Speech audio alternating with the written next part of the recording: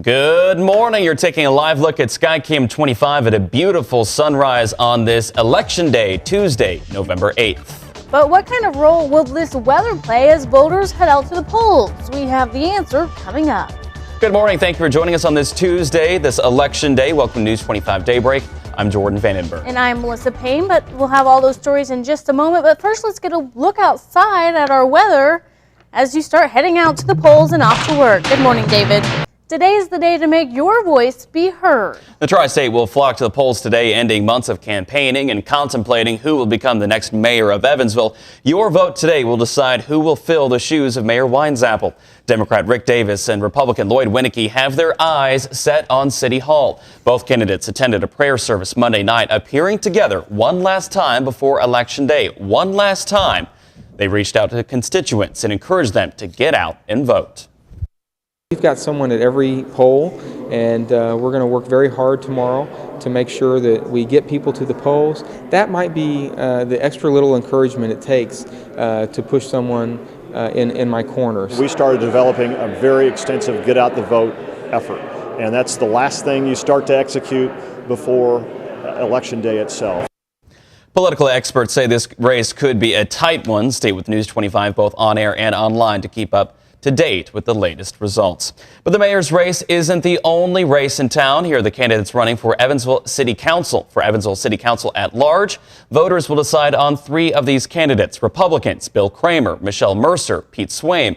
Democrats running for the at-large spots are Dan Adams, Connor O'Daniel, and Jonathan Weaver. The race for the second ward features Republican E.L. Walters and Democrat Missy Mosby.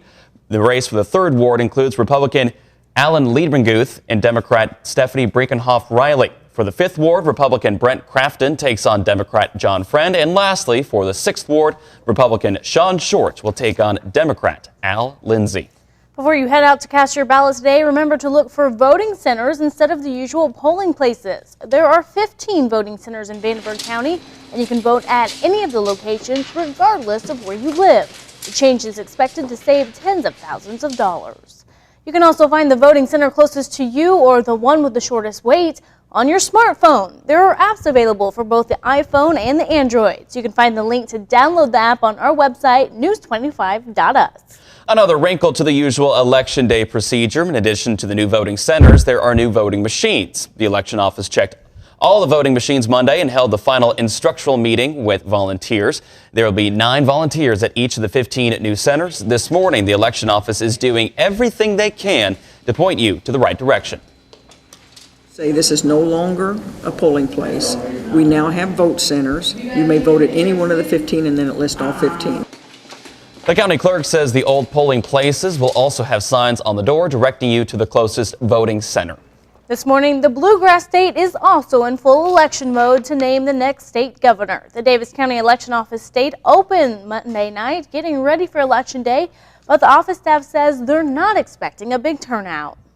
I don't know, it's just kind of a weird mood out there. I don't know if people just really didn't, and you would have thought you'd seen a lot more campaign signs and advertisements and stuff, and you just seen some here at the end, and it's been nothing like it has been in the past.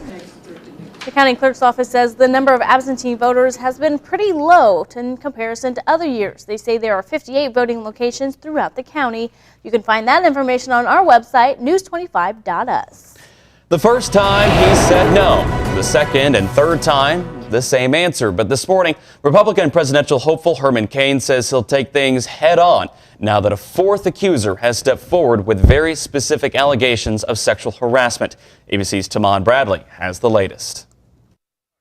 So how was your day?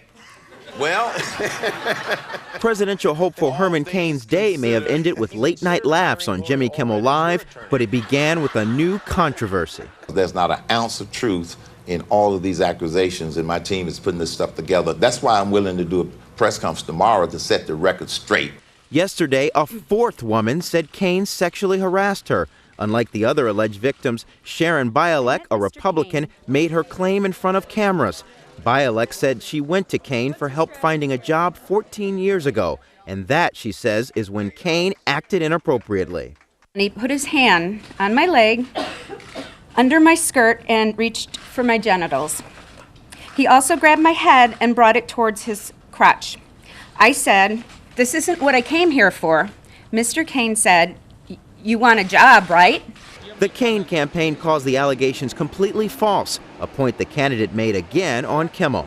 When you know that all of this is totally fabricated, you go from anger, then you get disgusted. Many Republicans so far have shrugged off the sexual harassment story. In an ABC News Washington Post poll, more than half of Republican voters said last week that the sexual harassment controversy is not serious. We don't know how much longer he can hold on to that top spot if voters start to really question whether this is just a one-time incident or whether there's a pattern here. I'm in it to win it, and I'm not going to be discouraged. Mr. Kane addresses the allegations at a news conference this afternoon in Phoenix. Tahman Bradley, ABC News, Washington.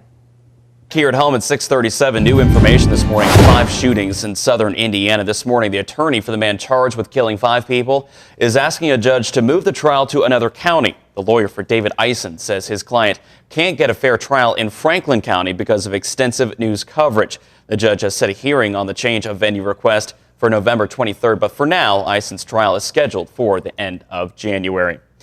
The month-long involuntary manslaughter trial of Michael Jackson's personal doctor finally comes to an end this morning with a guilty verdict. Now there are reports that Dr. Conrad Murray has been placed on suicide watch following Monday's guilty verdict. After deliberating for less than 9 hours, the jury found Dr. Murray guilty of involuntary manslaughter. Murray now faces up to 4 years in prison. Sentencing is set for November 29th. News 25 traffic alert here at home. Watch out for some construction work on US 60 east of Henderson this morning. Crews are repaving from the intersection of Tillman Bethel Road to about Hillcrest Terrace. Work started Monday and is expected to last through Thursday, depending on the weather. Workers expect delays to be less than 4 minutes, but could occasionally be longer.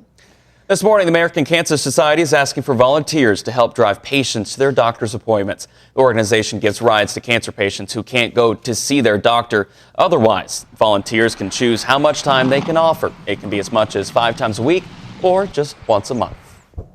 A lot of patients are undergoing therapy for their various cancer diagnosis, and they're unable to drive themselves to and from their treatment. Either they're too ill to drive themselves or they're under a doctor's orders not to. If you are interested in volunteering, you can find the link to their website on news25.us. Training for new volunteers begins tomorrow. The American Red Cross invites you to a stuffing party Wednesday night. This morning, the Red Cross is excited about delivering 800 Totes of Hope to tri-state veterans in need. For the last 3 weeks, volunteers have been collecting hundreds of supplies like toothbrushes, shampoo, and other toiletries. Now they just have to stuff all the totes. All the totes will be distributed next Friday, November 18th. This next story, let's just say, I'm loving it. Here's a question. How much do you love your job? Loraine Mauer says she loves her job so much that she's worked at the same position for nearly 4 decades. She says she's worked at the first McDonald's that opened in Evansville 38 years ago. She says she could have moved to become a manager, but she would rather work on the counter so she can say hi to all the customers. If I wasn't happy, would I be working? You have to be happy. I've never hated to come. I've had a lot of trips out of the country, and I come back one night and come back to work the next day. You have to enjoy your job. Certainly saint advice right there. She says she's trained generations of employees and made so many longtime friends along the way. And even at age 89, she says she's not quite yet ready to retire. Coming up on Daybreak, it's the one fight he could never win. The sports world mourns the loss of a boxing legend. Welcome back. Your time now is 6:48. A 4th woman comes forward with accusations of sexual harassment by Republican presidential hopeful Herman Cain. The Chicago woman claims he behaved inappropriately back in 1997 when Cain was the head of the National Restaurant Association. She says she's not planning to ask for money, write a book, or file a lawsuit. She says she simply wants Cain to make things right. Cain was at a San Francisco hotel speaking before a brokerage and investment conference when these new allegations surfaced. When asked about the charges, he said nothing. Meanwhile, Cain did tell late-night host Jimmy Kimmel he plans to set the record straight. After more than a week of declining to address the allegations, Cain said he'll talk about them. The Cain camp has flatly denied the charges and plans to address them today at a news conference. A new ABC poll shows a third of Republicans believe Mitt Romney has the best chance of beating President Obama. Problem is, less than a quarter of Republicans want him as the nominee. Romney continues to campaign in Iowa in advance of January's caucuses. The presidential hopeful knows if he can take Iowa and the New Hampshire primary afterward, he could be well on his way to the nomination, but he'll have plenty more people to convince, with just 17% of Republicans see Romney as honest and trustworthy. Today, voters in Mississippi could decide to redefine the meaning of the word person. The so-called personhood measure seeks to define when life starts, at fertilization or elsewhere. Supporters have had to compete with medical professionals who call it dangerous to health care. The latest poll shows a deadlock. 45% of people approve of the personhood measure, 45% say no. Down goes Frazier for the last time. Joe Frazier, the former heavyweight champion who handed Muhammad Ali his first defeat, died after a short battle with liver cancer. Frazier was small by heavyweight standards, but what he lacked in size, he made up for in ferocity. Smokin' Joe was probably best known for his 3 monumentous fights against Ali in the 1970s, including Thrilla in Manila. Frazier handed Ali his first defeat, yet forever lived in his rival's shadow. He was 67 years old. Down goes Frazier. Down goes Frazier. Welcome back to Daybreak. Your time now is 6:53. Here's a look at the top stories this morning. Election day is upon us. Today is the day to make your voice heard and your choice known. All the details and information for your election day is coming up. But we'll have more on those stories in about 4 minutes. But first, let's get a look at your election day forecast with the man, the myth, the legend, meteorologist David Hecker. This morning, the Tri-State is getting ready to end some of the big political races that's been going on for several months. Your vote today will decide who's going to make it to the finish line. In the River City, Republican Lloyd Winnicky and Democrat Rick Davis are on the ballot to become the next mayor. Political experts say this race could be a tight one, and the result will depend on how many supporters go out and vote today. But before you head out and cast your vote, remember to look for voting centers instead of the usual polling places. There are 15 voting centers in Vanderburgh County, and you can vote at any of the locations regardless of where you live. The change is expected to save tens of thousands of dollars. You can also find a voting center near you or the center with the shortest wait time, all from the palm of your hand. The Vanderburgh County election app is available for both the iPhone and Android-based phones. You can find the link to download the app on our website, news25.us. The Bluegrass State is also in full election mode. The big race in town, governor. But before the big day, the Davis County Election Office worked late through the night Monday getting ready for today, this election day. The county clerk's office says there are 58 voting locations throughout Davis County. You can find all that information on our website, news25.us. And don't forget to tune in to News 25 for special election coverage throughout the day today. We'll keep you updated and bring you the latest results both on air and online. And David Heckard brings us the latest results from our forecast this morning. Looks good for election day. Yeah, shouldn't be any major problems out there for the polling centers throughout the region. Temperatures holding into the 50s at this hour, so a mild start already. We're going to see temperatures soar all the way into the low 70s. Could again see a rain shower in our western counties, but I think here in the metro we're going to be okay. Lunchtime temperatures make it to around 70. Showers and thunderstorms will arrive Tuesday night into early Wednesday morning. Remember, news25.us for all your election day needs. We'll see you bright and early tomorrow morning. Have a great election day.